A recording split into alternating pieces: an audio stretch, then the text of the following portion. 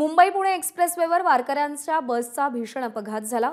एक्सप्रेसवेवर असलेल्या ट्रॅक्टर आणि बसची जोरदार धडक झाली आणि यामध्ये बसमधील 3 वारकऱ्यांसह ट्रॅक्टरमधल्या दोघांचा मृत्यू झाला। या घटनेमुळे कल्याण तालुक्यातल्या गावावर शोककळा पसरली आहे।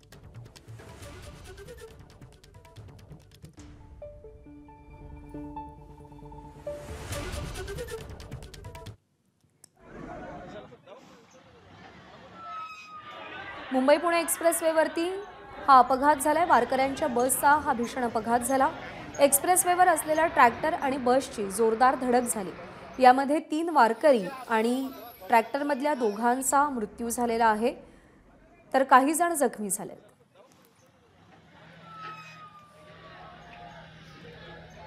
दरम्यान प्रत्यक्षदर्शी वारकरी दयानंद भोईर यांनी या अपघातासंदर्भात काय माहिती दिली आहे पाहूया।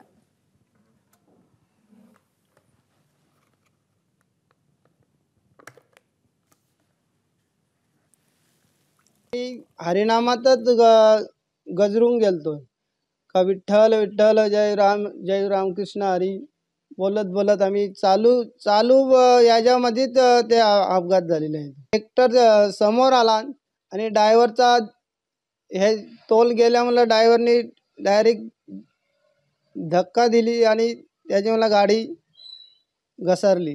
मी जास्तीत जास्त 40 लोक आम्ही बाहेर काढली आणि त्यांना काढून दुसरी 3 माणसं होती त्यांना काढायलाच नाही गवला मला, म्हणजे निघतच नव्हती त्याच्यात। एबीपी माझा, उघडा डोळे बघा नीट।